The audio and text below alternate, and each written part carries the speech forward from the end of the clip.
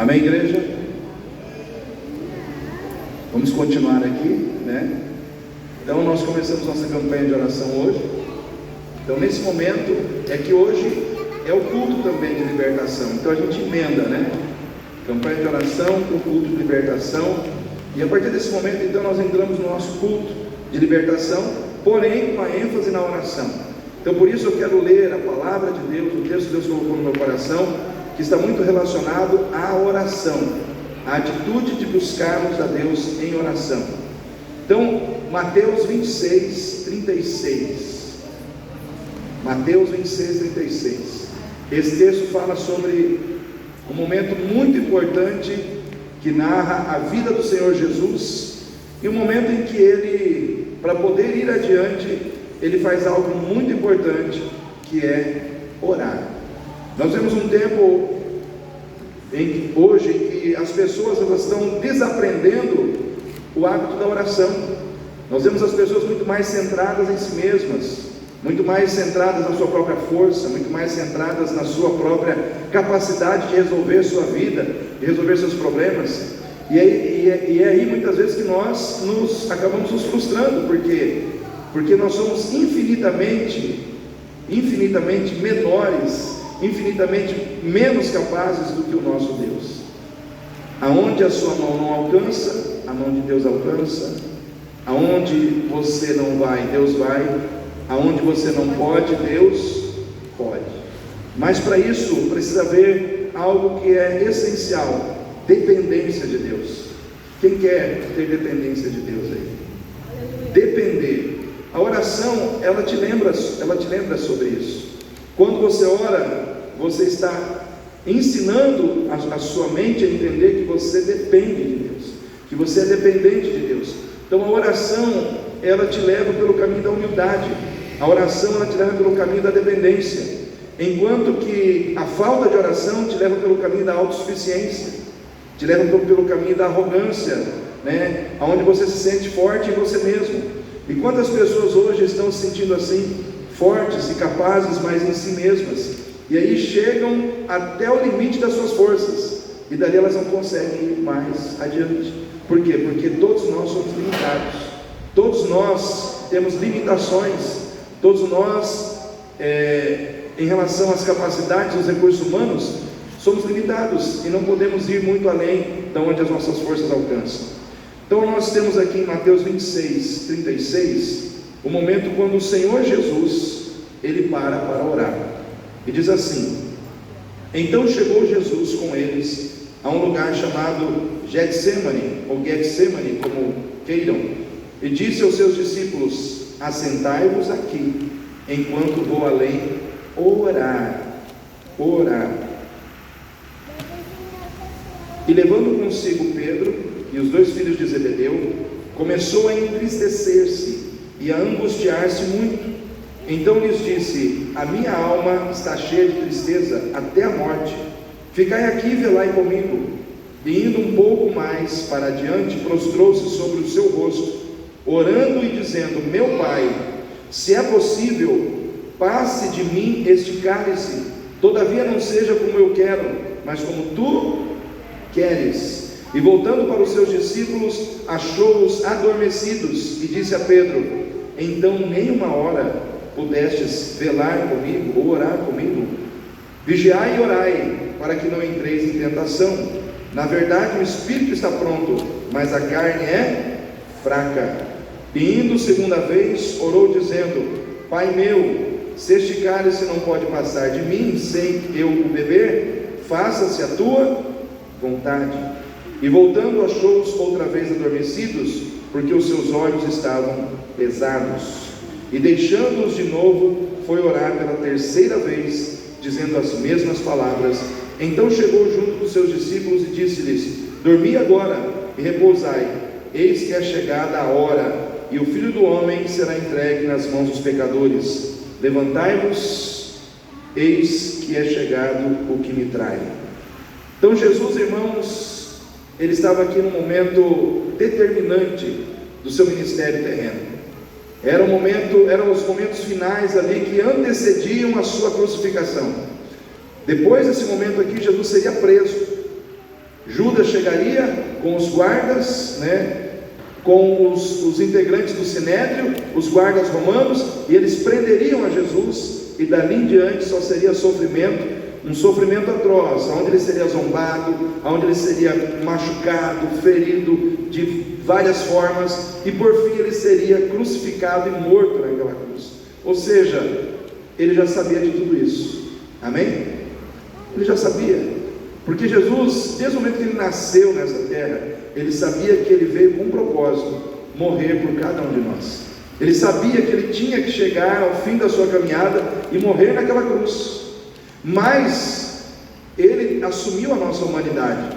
Ele não veio como, vamos dizer assim, um espírito que simplesmente pousou na terra e não sentia dor, não sentia fome, não sentia tristeza.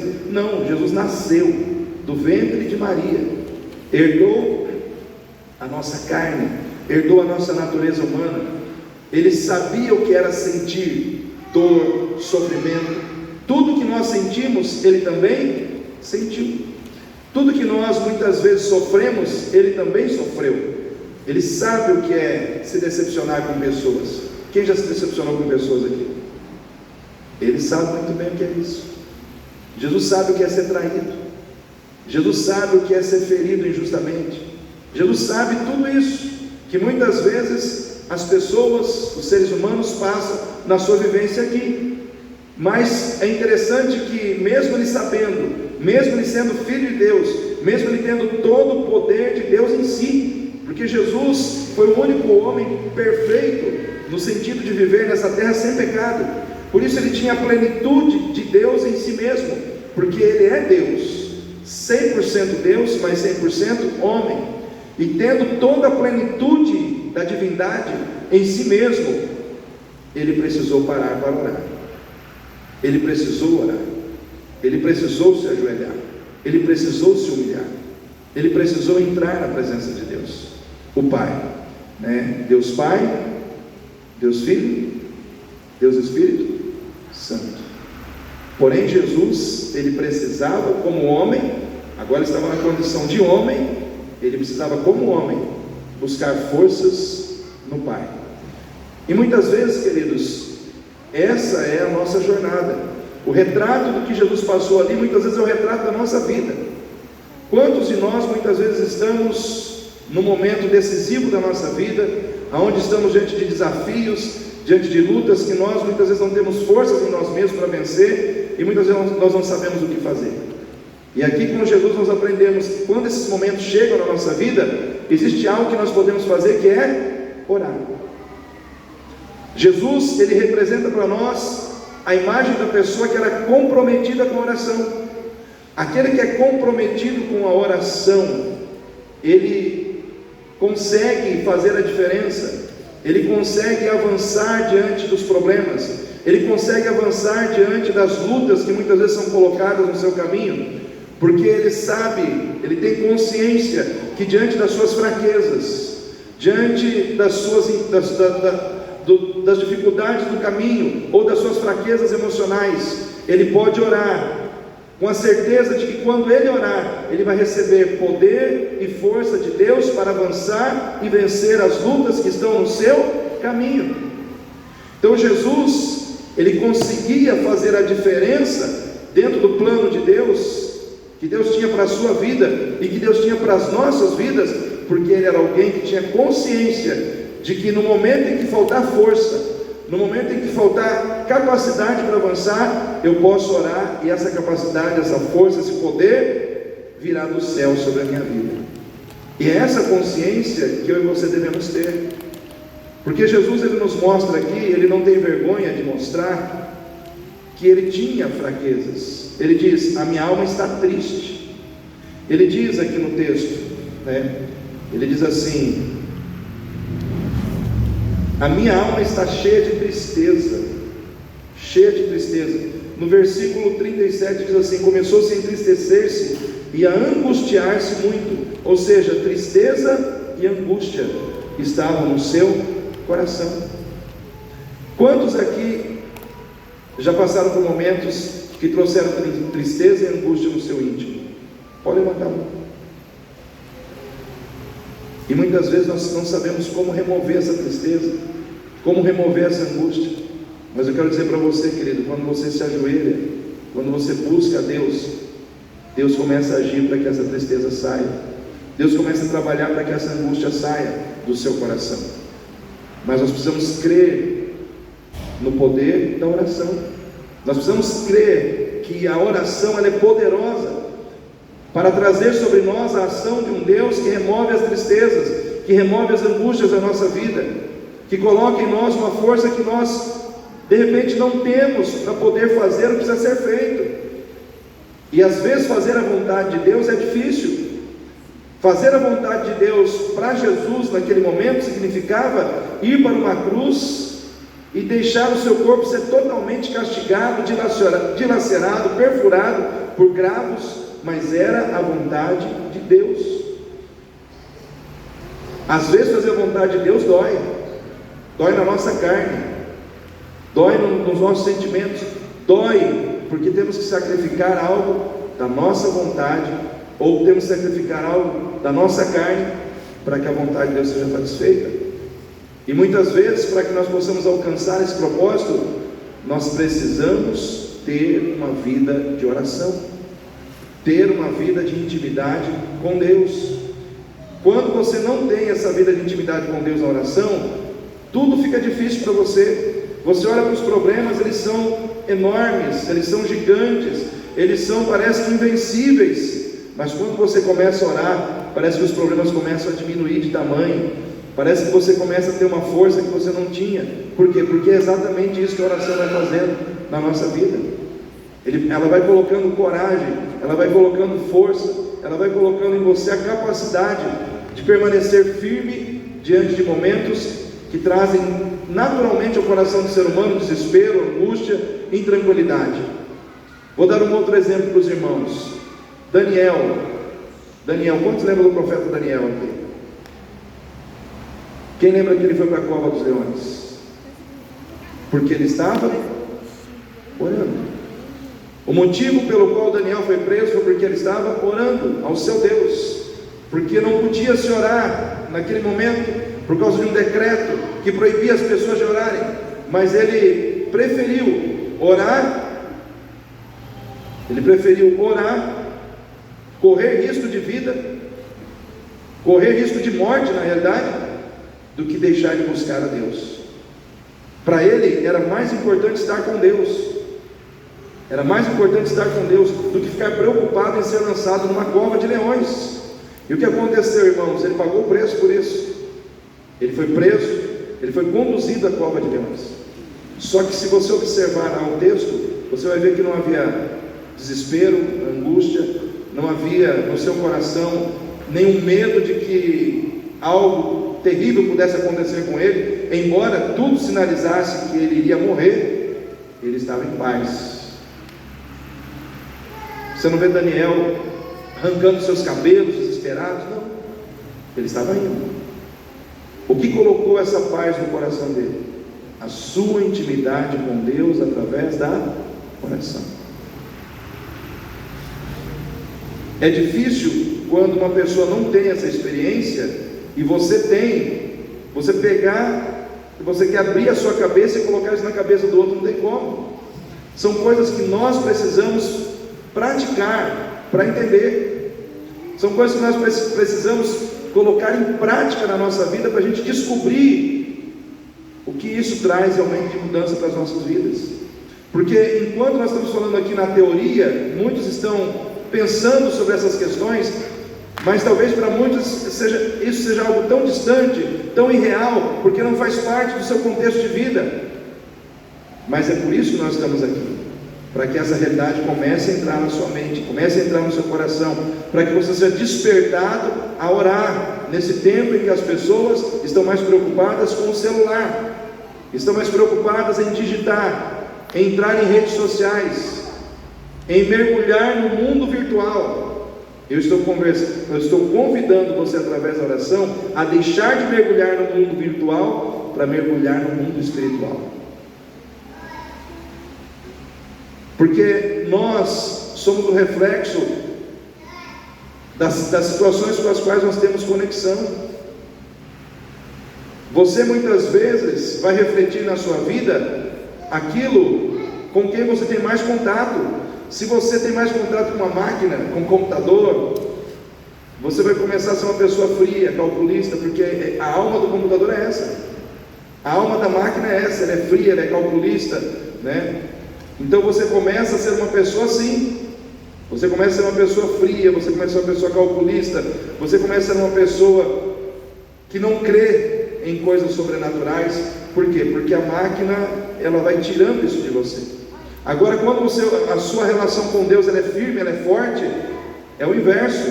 Você começa a permitir que a mente de Deus comece a contagiar a sua mente, e você começa a acreditar que é possível orar e ser curado, que é possível você buscar a Deus e receber um milagre, que é possível você ver o sobrenatural de Deus na sua vida. Por quê? Porque você está tendo conexão com Deus. Conexão com Deus. E como é que nós temos conexão com Deus? Quando ouvimos a palavra, amém? Quando nós oramos. Quando ouvimos a palavra, quando oramos. Então são duas maneiras poderosas de nos conectarmos com Deus. Quando ouvimos a palavra de Deus, é Deus falando ao nosso coração, é Deus ministrando na nossa alma, no nosso espírito, as suas verdades, e a gente começa a ter conexão com Deus através da palavra. Mas quando você entra em oração na presença de Deus, essa conexão, ela vai se tornando ainda mais íntima e mais profunda ainda, porque você se desconecta da terra para se conectar com o céu. É um diálogo de quem está na terra com alguém que está no céu. O que Jesus diz? Pai nosso, que estás aonde? No céu. Então você está falando com alguém que está no céu, que tem o seu trono no céu, e que do céu ouve a sua voz, que do céu ouve o seu clamor. Então é o Deus que está no céu, mas que faz milagres na vida de quem está na terra, que visita aqueles que estão na terra, quando ele é acionado através da oração. Pastor, o que é preciso para que a minha oração suba? É preciso que você primeiro tenha fé. Você tem que crer. Irmãos, por isso eu digo que oração é coisa de gente que tem fé, é coisa de gente doida. Por que eu falo coisa de gente doida, irmãos? Porque quando você vê alguém fechado, com o olho fechado, falando como aparentemente assim, com o invisível, para quem não tem fé, parece que a gente é doido. Sim ou não? Quem está lá fora e não compreende, fala, esse povo é meio maluco. Eles ficam ali orando e falando como se eles estivessem vendo alguém. Mas você tem que ter fé de que naquele momento que você está ajoelhado, apesar de aparentemente você não estar vendo ninguém com os olhos da carne, alguém está no reino espiritual recebendo as suas orações. Alguém está ali num trono, assentado, recebendo as suas orações, está ouvindo o seu clamor, está recebendo a sua súplica e está enviando do céu a resposta. Foi assim que muitas pessoas no passado venceram suas lutas. Por quê? Porque acreditaram em Deus e através da sua oração buscaram a face desse Deus, e esse Deus se revelou a essas pessoas de maneira sobrenatural. A pessoa que ora, a pessoa que tem compromisso com Deus, ela não consegue negar a Deus na sua vida. Por quê? Porque a oração, ela cria um elo de ligação entre aquele que ora e aquele que é o alvo da oração, de modo que os dois não conseguem se apartar um do outro. A gente fica conectado um com o outro. Então quando você ora, você não consegue negar Deus na sua vida. Quando você tem uma vida de oração e você aprende a se comunicar com Deus, e aprende a entender Deus, e aprende a sentir a presença de Deus na sua vida, você não consegue negar a Deus. Mas para isso você tem que estar sempre orando. Jesus, quando ele foi para o Getsemane, ele foi tentado ali a negar a Deus, no sentido de abrir mão de fazer a vontade de Deus e desistir de ir para a cruz. Ele foi tentado, a sua carne foi tentada. Embora ele não tivesse pecado, ele tinha um corpo de carne que em muitos momentos colocou no seu coração talvez o desejo de não beber aquele cálice. Por isso Jesus diz: se é possível, afasta de mim este cálice.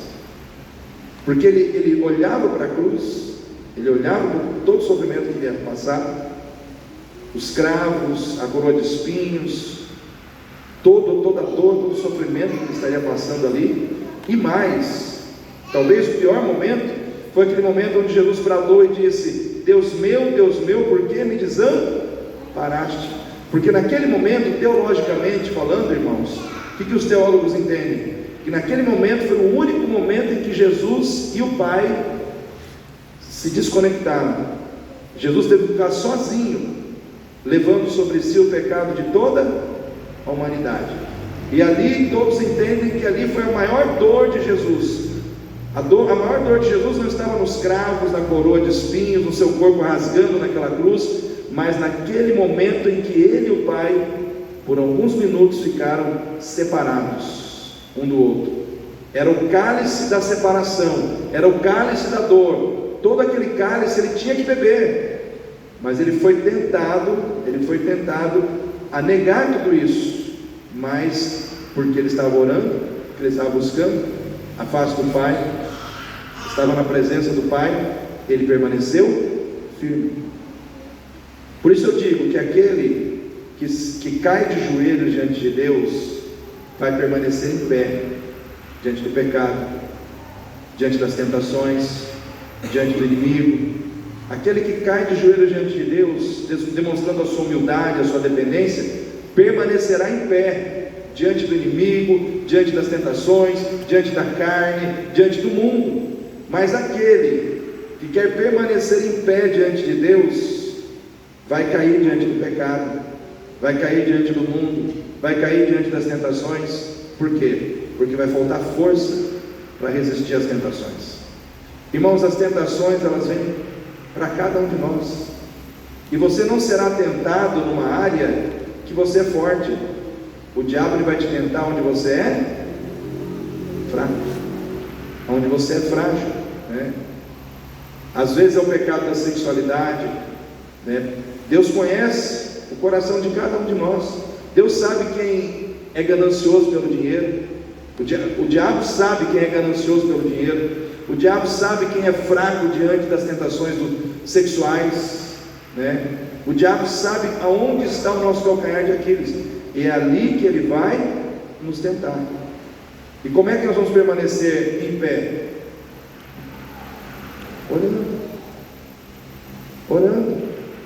Porque muitas vezes, irmãos, nós não temos força em nós mesmos para vencer as tentações. Nós não temos força em nós mesmos para vencer, irmãos, vamos dizer assim, aquilo que o diabo coloca diante de nós para nos tirar do caminho. Por isso que Jesus diz: vigiai, está aqui, ó, Mateus 26:41, vigiai e orai para que não entreis em tentações, ou em tentação, porque a carne é fraca. O espírito está pronto, mas a carne é fraca. Fala para o seu irmão aí, a carne é fraca. Tem um pastor amigo meu que ele diz que a carne é fraca e sem vergonha. E muitas vezes é isso mesmo, né? A carne, o ser humano, infelizmente, irmãos, ainda que a gente conheça a verdade, ainda que a gente esteja dentro de uma igreja, nós ainda temos um corpo de carne. O que é carne, teologicamente falando? É a junção da alma com o corpo. Esse termo carne usado na Bíblia é a alma e o corpo trabalhando contra o espírito. Saber que você é corpo, alma e espírito? O espírito é a parte que te liga com Deus, que está conectada com Deus. Mas a sua alma e o seu corpo é a parte que muitas vezes está mais conectada com o mundo, porque valoriza mais o que é material, valoriza mais aquilo que a gente vê, a gente toca, a gente pega. Então muitas vezes aqui está o espírito, a alma e o corpo desse lado lutando contra o espírito. Então quando você ora, quando você jejua, quando você cultua, quando você lê a Bíblia, você faz com que a carne, o corpo e a alma se rendam à vontade do espírito, e aí tudo fica equilibrado na sua vida. Você tem força para fazer o que Deus quer. Você tem força para dizer não aos pecados. você tem força para dizer não às tentações. Mas quando você não ora, quando você não recebe a palavra, quando você não busca Deus, a alma e o corpo começam a ficar mais fortes que o espírito, e aí a vontade da carne acaba prevalecendo. Vou dar um exemplo assim simples. Dentro de casa, muitas vezes relacionamento marido e mulher. Se você está no espírito, a alma e o corpo estão debaixo da direção de Deus, acontece uma briga, alguém grita com você, você tem capacidade de dizer: não, calma, vamos sentar, vamos resolver, né? Não precisa tudo isso. Enfim, você acaba com a briga. Por quê? Porque a alma e o corpo estão submetidos ao espírito. Mas se é o contrário, alguém grita com você, está mais alto ainda, comigo não. E aí é prato que voa, enfim, é chute, é canelada, enfim, irmãos, enfim, o barraco está armado. Por quê? Porque o corpo e a alma estão mais fortes que o espírito. Os irmãos conseguem entender o que eu estou dizendo? Então, o que nós estamos experimentando aqui hoje é esta ação de Deus na nossa vida para fortalecer espiritualmente a nossa alma, o nosso corpo, para que juntamente com o nosso espírito nós possamos fazer a vontade de Deus, ainda que doa, ainda que seja algo desagradável, ainda que seja algo que a nossa carne não queira fazer, porque vai trazer algum desconforto para ela. A gente vai fazer porque é a vontade de Deus. Vou perdoar aquele fulano, vou perdoar aquele ciclano, vou abrir mão dessa situação, vou perder no material para ganhar no espiritual. A gente só consegue fazer isso quando a gente está na dependência de Deus. Porque se não estamos na dependência de Deus, a gente quer brigar, a gente quer medir forças, a gente tem dificuldade de perder no material, mesmo que a gente vá ganhar no espiritual, a gente não quer perder nada, né? Por quê? Porque é assim que nós somos quando nós não estamos na presença de Deus. Então, estar na presença de Deus vai levar você a abrir mão, muitas vezes, do que você quer, para fazer o que é necessário, para fazer o que é preciso, por amor a Deus e por amor às pessoas. Por amor a Deus e por amor às pessoas. Quando a gente casa, nem sempre a gente quer fazer o que é preciso, sim ou não, irmãos? Às vezes é preciso cozinhar, é preciso lavar roupa, é preciso limpar a casa, é preciso fazer um monte de coisa, mas nem sempre a gente quer, sim ou não? Eu lembro de um casal que a esposa falava: não passo camisa, não vou passar a camisa, né? E uma briga, porque ela nunca foi ensinada a passar camisa. E aí o casal brigava por coisas tão pequenas. Mas por quê? Porque a pessoa estava muito centrada em si mesma, ou seja, no seu amor próprio. E quando a gente anda com Deus, a gente aprende que a gente tem que amar o outro, às vezes mais do que a nós mesmos. E às vezes a gente tem que abrir mão de fazer o que a gente quer para fazer o que é preciso. Eu não quero, mas é preciso, eu vou fazer. Por quê? Por amor. Por amor a essa pessoa, por amor a Deus, por amor à palavra de Deus. Então eu vou fazer. E é assim que Deus vai moldando a gente, é assim que Deus vai mudando a gente. Mas é mais fácil para Deus fazer isso na vida da gente quando a gente está orando, irmãos.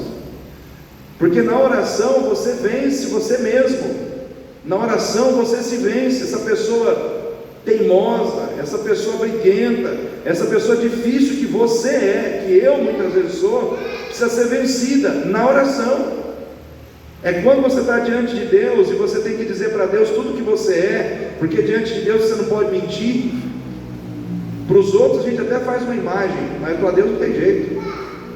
Senhor, como é que você vai falar para um Deus que conhece tudo de você? Como é que você vai esconder alguma coisa de Deus? Bom, Senhor, o Senhor sabe, né? O Senhor sabe que eu tenho essa situação. Então, Senhor, me ajuda a vencer. Não tem jeito, você tem que falar com Deus das coisas que Ele já sabe de você, mas você precisa falar para Ele mudar.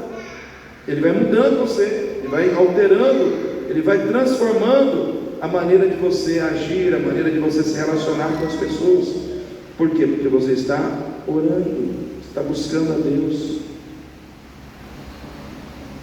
Em casa mesmo, irmão, eu nunca gostei de lavar louça. Minha esposa até gosta, né? Ela não deixa que eu lavo, mas muitas vezes eu parei para lavar louça porque era necessário, porque era preciso, não porque eu gosto, mas porque ela precisava que eu fizesse. Eu falei, então eu tenho que fazer, mesmo que eu não goste, eu tenho que fazer por amor a ela. Irmãos, conseguem entender o que eu estou dizendo? Porque ela estava cansada, ela estava disposta, ela estava, enfim, eu tinha que fazer. Mas o que me leva a ter essa consciência é a minha conexão com Deus.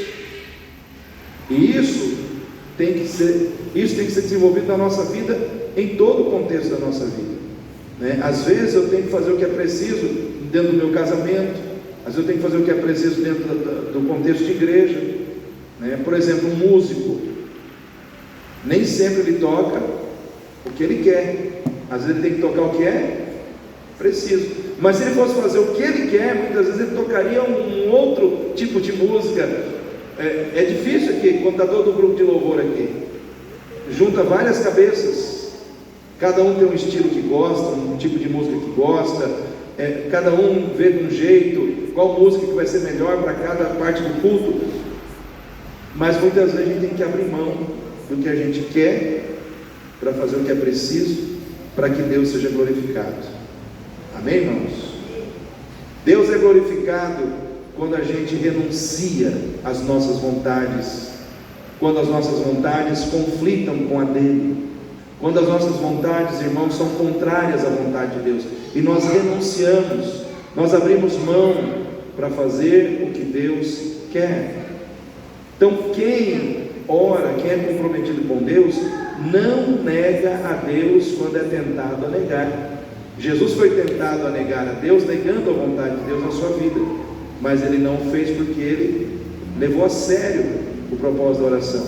Aí eu pergunto para os irmãos, e Pedro, que estava lá com Jesus no Getsemane, ele não orou. Jesus disse, nem uma hora você pôde vigiar comigo, Pedro. Aí quando Pedro sai do Getsemane e as pessoas vêm contra ele, ele nega ou não a Jesus? Negou ou não? Negou. Algum cheiro estranho aqui. Ele negou a Jesus. Jesus não negou o Pai, mas Pedro negou a Jesus. Vocês conseguem entender? Ou seja, aquele que orou permaneceu firme, aquele que não orou deu bola fora, negou o seu Senhor, porque não levou a sério o propósito da oração, não se fortaleceu. Era como se Jesus dissesse, Pedro, é o seguinte, eu serei tentado a negar o Pai, você será tentado a me negar, para que nós dois possamos vencer, o remédio é o mesmo, oração. Vamos orar. Só que Jesus foi orar, Pedro foi dormir. Existem momentos em que os crentes estão dormindo, espiritualmente falando, estão dormindo e por isso estão enfraquecendo na fé, estão dormindo e muitas vezes estão com os olhos fechados para fazer aquilo que Deus gostaria que eles fizessem. Hoje é tempo de orar, irmãos. Nós estamos vivendo um tempo bastante difícil na terra, um tempo de esfriamento espiritual, um tempo de muitos escândalos, sim ou não, irmãos? Tem tido muitos escândalos no ambiente religioso, onde a mídia sempre está expondo um pastor, um cantor, alguém que pecou em relação a dinheiro, alguém que pecou sexualmente, enfim, e aí isso parece que todos os dias está explodindo esse tipo de situação. E é claro que o mundo faz questão de expor para que as pessoas olhem e falem: esse negócio de igreja não vale a pena mesmo, não vale a pena ir numa igreja, não vale a pena ouvir a palavra de Deus, não dá para confiar em pastor, você não sabe quem é quem. As pessoas pensam ou não pensam assim, irmãos? Vamos ser sinceros. Então existe um trabalhar aí fora para roubar a fé, tirar a credibilidade do Evangelho do coração das pessoas. Mas é um tempo que Jesus disse que viria, que muitos viriam em seu nome, que muitos profetizariam em seu nome, que viriam os falsos, mas assim como existem os falsos, também tem os verdadeiros. E o fato de existir todas essas situações não tira, irmãos, de sobre o Evangelho a condição que só o Evangelho tem, que é proporcionar salvação em Cristo Jesus. Ou seja, todos nós estamos sujeitos a olhar pessoas caindo, pessoas vacilando, pessoas errando, mas isso não anula o fato de que só o Evangelho de Jesus salva. Só o Evangelho de Cristo salva. Então eu digo para as pessoas o seguinte: caia o fulano, caia o ciclano, o outro dê mau exemplo, você não precisa ser igual, e você não precisa olhar para quem está caindo, olhe para quem está em pé, olhe para quem está conseguindo permanecer em pé. A Bíblia diz que aquele que cuida estar em pé, ou pensa que está em pé, cuide para que não caia. Então cuide de você, cuide da sua vida, cuide do seu coração. Eu já estou pastor dessa igreja aqui há 21 anos, e a gente está remando aqui, pagando o preço, de buscar a Deus, de colocar a nossa vida no altar diariamente, porque temos consciência de que sem o poder de Deus, sem a força de Deus, a gente cai. E para a honra e glória de Deus, Deus tem nos mantido em pé. Mas tem que ter humildade. Amém, irmãos? Jesus foi humilde. Mesmo sendo filho de Deus, ele não teve vergonha de dizer: estou triste. Mesmo sendo filho de Deus, ele não teve vergonha de dizer: estou angustiado, preciso ser fortalecido. E assim deve acontecer com cada um de nós. Precisamos ter humildade, precisamos ter dependência de Deus, precisamos saber que onde nós somos fracos, Deus não é, que quando nos soltar força, Deus tem força de sobra para nos dar, quando nos soltar capacidade, Deus tem capacidade para nos dar. Mas nós precisamos buscar através de um relacionamento íntimo e profundo, construído através da oração. Nós temos que orar, nós temos que buscar. É missão nossa manter o fogo do altar aceso. O fogo será aceso e arderá continuamente, mas precisa que alguém coloque lenha nesse fogo. Amém, igreja? O fogo ele pode ser acendido uma vez, mas se ele não for alimentado, o que acontece com o fogo que não é alimentado? Ele apaga. Alimentar a sua vida espiritual, alimentar o fogo, a chama da sua vida espiritual, é responsabilidade sua, é responsabilidade de cada um de nós. Nós temos que alimentar essa chama, porque senão o mundo vem e apaga. Então você que está aqui hoje, você está aqui para que Deus acenda a chama, renove a chama, mantenha a chama acesa no seu coração, a chama da fé em Jesus. Amém? Nesse momento eu quero convidar você a ficar em pé, para que nós possamos orar e louvar a Deus, e em seguida eu vou orar pelos irmãos que vieram aqui. Se você tem dificuldades, tem problemas, assim que nós terminarmos de louvar, eu vou convidar você para que você venha aqui, para que eu possa orar pela tua vida. Você está aqui na casa de Deus, você está aqui num ambiente de adoração. A palavra de Deus diz que aquilo que é impossível aos homens é perfeitamente possível a Deus. Aquilo que você não pode, Deus pode, mas cabe a você crer e buscar pela fé o agir de Deus na sua vida. Então nesse momento vamos entronizar, vamos adorar ao Senhor em nossos corações, vamos declarar que Ele é Deus sobre as nossas vidas. Começar com um cântico de louvor a Deus.